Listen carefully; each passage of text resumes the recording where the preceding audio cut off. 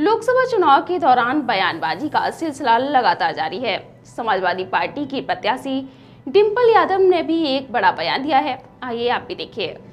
और प्रिय छात्रों, क्या आप एक ऐसे स्कूल की तलाश में हैं जो आपके बच्चे को न केवल शिक्षा बल्कि उनके समृद्ध विकास के लिए भी समर्पित हो?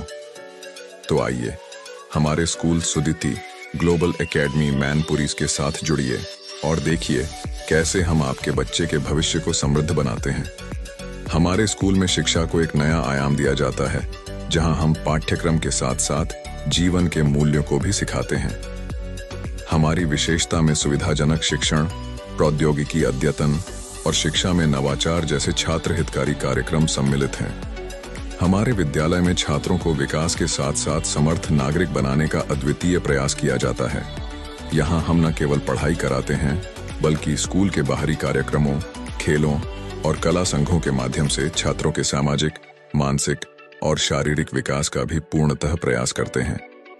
आइए चुनिए एक स्कूल जो आपके बच्चे के भविष्य को समृद्ध बनाए। आप हमें सुदिति ग्लोबल एकेडमी मैनपुरी में मिल सकते हैं या नीचे दिए गए नंबर पर कॉल कर सकते हैं। धन्यवाद और आइए अपने बच्चे के भविष्य को सशक्त बनाएं।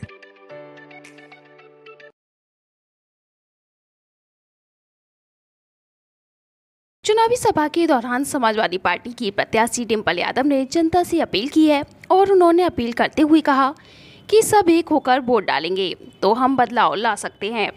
जब पूरे देश की सरकार जाएगी तो उत्तर प्रदेश की सरकार भी हटाने का काम होगा।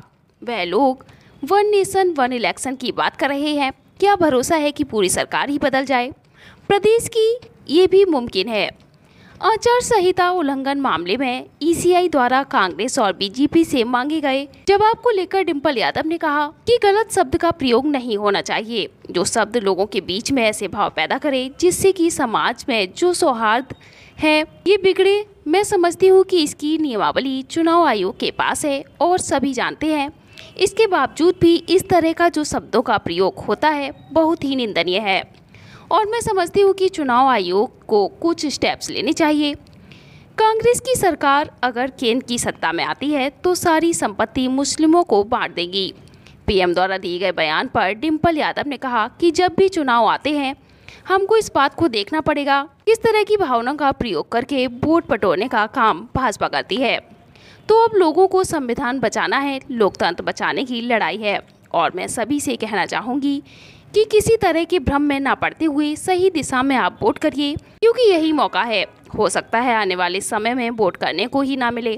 अखिलेश यादव के कन्नौज से चुनाव लड़ने को लेकर सुब्रत पाठक द्वारा दिए गए बयान पर कन्नौज में भारत पाकिस्तान का मैच है जिसमें भारत जीतेगा, जिस पर डिंपल यादव बोली, मैं समझती हूँ कि इस तरह जो भी भेदभाव वाली राजनीति है और इस राजनीति की वजह से ही मैं समझती हूँ कि प्रदेश और देश का विकास नहीं हो पाया है। कहीं ना कहीं ये नकारात्मक राजनीति की वजह से हमारा युवा बेरोजगार है, नौकरियां नहीं है, आज हमारी महिलाएं असुरक्षित हैं इसी की वजह से।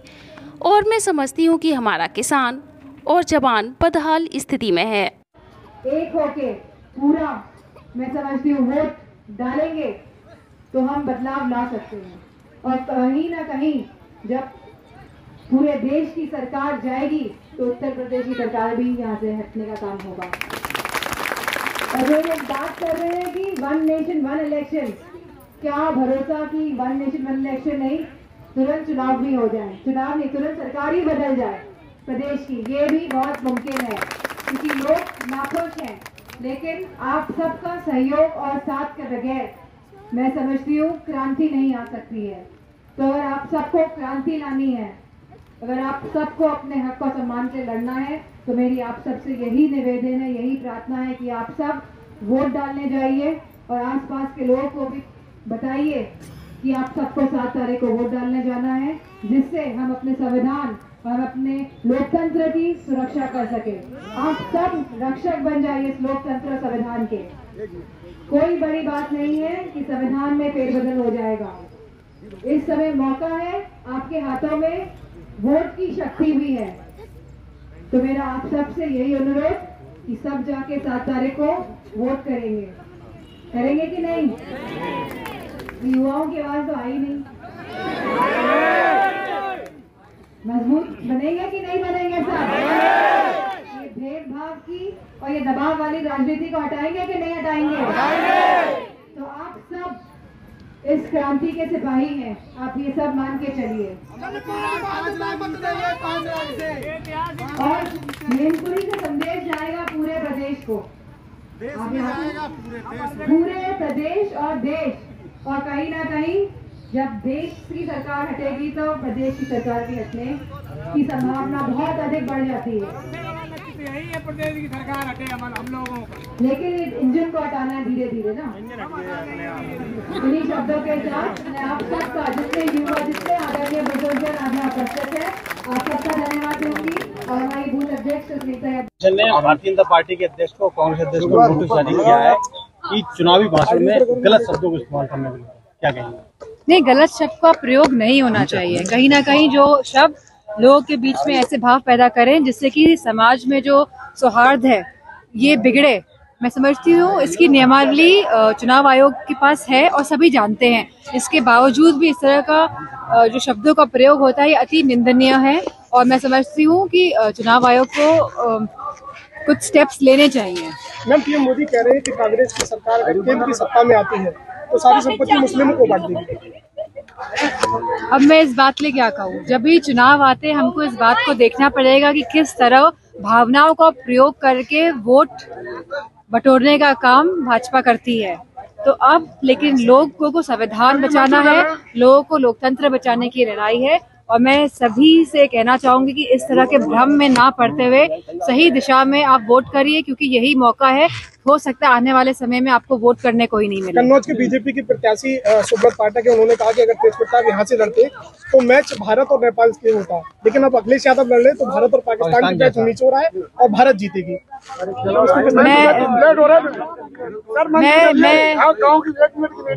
जी आप ये बात भी लेते रहेंगे। एक मिनट मैं समझती हूँ कि इस तरह की ये जो भेदभाव वाली राजनीति है और इस राजनीति की वजह से ही मैं समझती हूँ प्रदेश और देश का विकास नहीं हो पाया है। कहीं ना कहीं ये नकारात्मक राजनीति की वजह से ही आज हमारा युवा बेरोजगार है, नौकरियां नहीं है, आज हमारी महिलाएं असुरक्षित हैं इसी की वजह से। और मैं समझती हूँ इसी की वजह से आज हमारा किसान और जवान दोनों बदहाल कंडीशन में है, दोनों बदहाली की तरफ है। मैडम, आखिरी क्वेश्चन।